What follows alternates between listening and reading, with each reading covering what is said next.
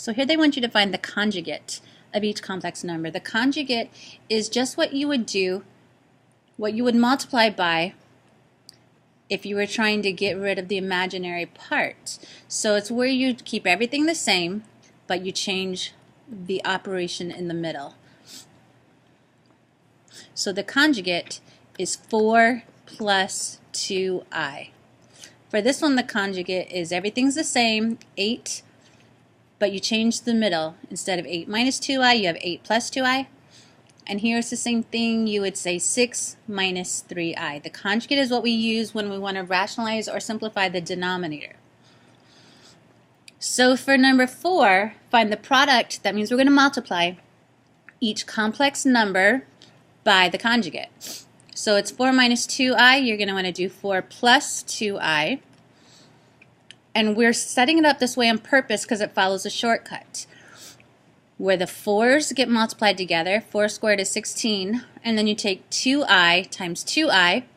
You get 4i squared. And then the middle is always going to be negative. This is one of the shortcuts from a previous chapter. But if you went ahead and tried to multiply all the parts together, you would see that the two middle ones would always cancel out. So it ends up being 16 minus 4 times negative 1. I squared is negative 1. That makes it 16 plus 4, or 20. Number 5, this is our complex number. Multiply it by the conjugate, 9 plus 2i. 9 squared is 81. It's always a minus. 2i squared is 4i squared. That is 81 minus 4 times negative 1, which makes it 81 plus 4, or 85. And for the last one, 5 minus 4i, multiply it by 5 plus 4i. Everything's the same at the middle, so you can use a shortcut. 5 squared is 25, minus 4i squared is 16i squared.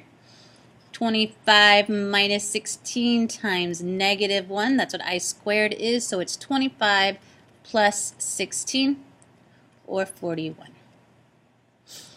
Now on to number 7. Just simplify using whatever rules you see there. This one is a 5 minus 7i and a 5 plus 7i. They're the same, except that the signs are different, so that's one of the shortcut ones. 5 squared is 25, 7i squared is 49, I squared, and you always do minus when you're doing the shortcut. 25 minus 49 times negative 1. That is 25 plus 49, which comes to, carry the 1, 74. Whoops. 74. Now look at this one carefully. It's not written the same way. This isn't times, it's division, and division can be written like this. So it's 5 divided by 3 plus I. Now we do it the same way. The bottom is complex. We don't want I, or imaginary numbers, in our denominator, so we multiply by the conjugate. But whatever you do to the bottom, you have to do to the top. So up top we have 15 minus 5i. And on the bottom we have the shortcut rule. 3 times 3 is 9. It's always minus. I times I is I squared. Well, this I we're not going to simplify, but the bottom one is I squared. So it's 9 minus negative 1. I squared is always replaced by negative 1. Well, that means plus a positive. So we really have 15 minus 5i over 10. If you can reduce all of the coefficients, then you can reduce it. But if one of them gets left out, you have to stop. It's all or nothing. 15, 5, and 10 can all divide by 5. So when you divide by 5, you get 3. When you divide by 5, you get 1. When you divide by 5, you get 2. So our final answer is 3 minus 1i, or just I, over 2. Number 9. There's no parentheses, there's no grouping here, just do PEMDAS. PEMDAS says that you divide first, subtract last. So what we're going to start off with is division, but I'm going to write it like this so you can see it better. 13i divided by 2i, and then we're going to do 7 minus that. Well, the i's can cancel. So we have 7 minus 13 divided by 2 is 6.5, which just gives us 0.5 as our answer.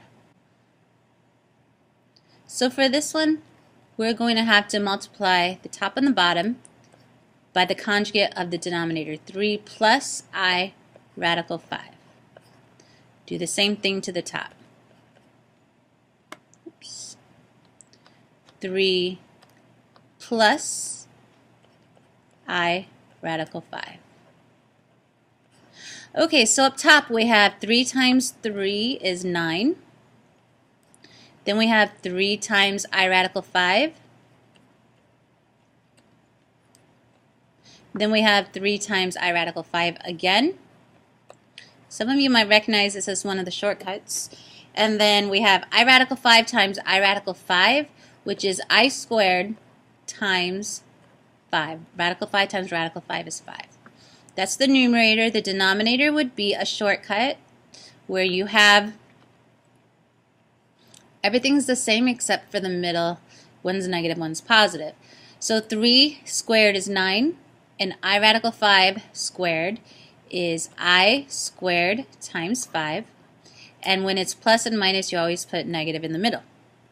So now we have to just simplify our I squareds and keep solving or simplifying. So you have 9 plus, you have these two are identical, so all you have to do is group them together and you get 6I radical 5 plus I squared is really the same as negative 1. So negative 1 times 5 makes it minus 5. Down here you have 9 minus, but I squared is negative 1. So negative 1 times 5 is negative 5. So that turns into plus a positive. Just keep simplifying. 9 minus 5 makes 4. 6I radical 5 doesn't combine with anything.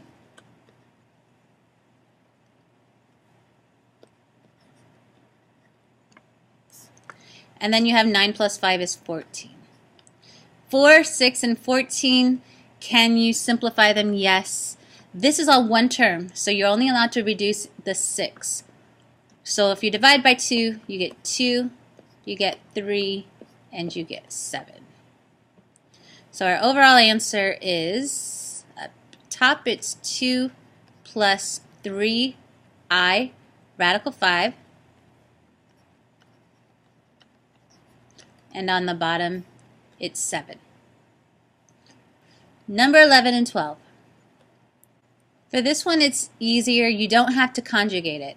This one has a minus sign, but this one doesn't. So all you have to do is think about I times I would make I squared. That one would make it go away. Radical 2 times itself would make the radical sign go away.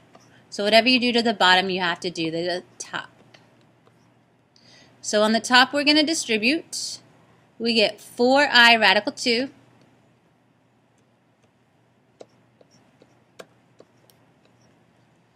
and then we get minus I squared, and then radical 2 times radical 2 is just 2.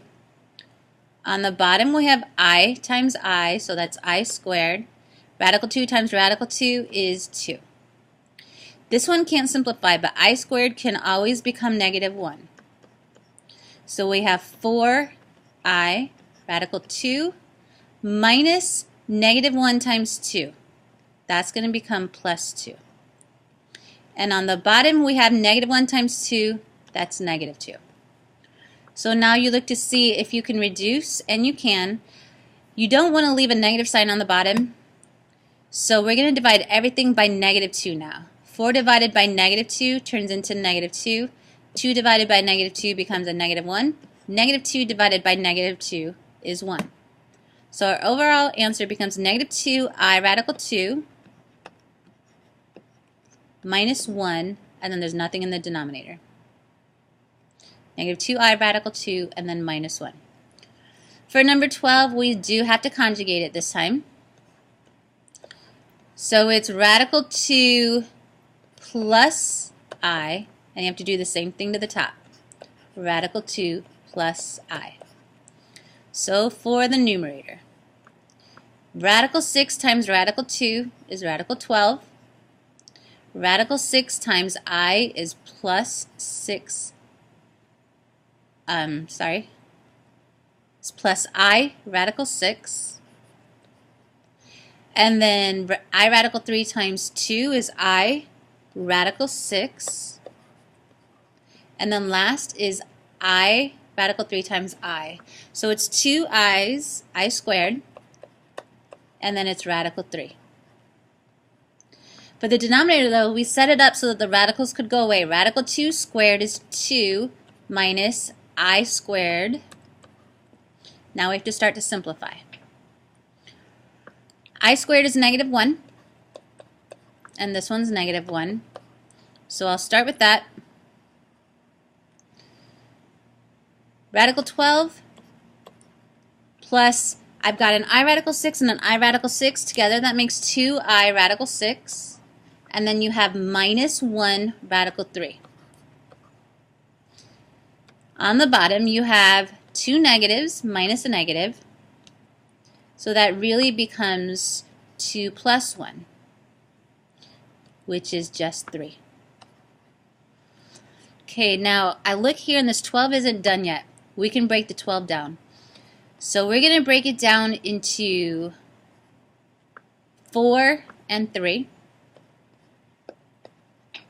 plus 2I radical 6 minus 1 radical 3. The whole thing's over 3. Looking at this one, the 4, you can take the square root of that and get 2, but the radical 3 stays in the house. So all that's left to do now is up top, combine your like terms. 2 radical 3 minus radical 3 leaves you with 1 radical 3. 2I radical 6 doesn't combine with anything, and the 3 is the denominator. You can't reduce because 3 doesn't go into 2 and there's a 1 over here, so that's what your final answer will look like.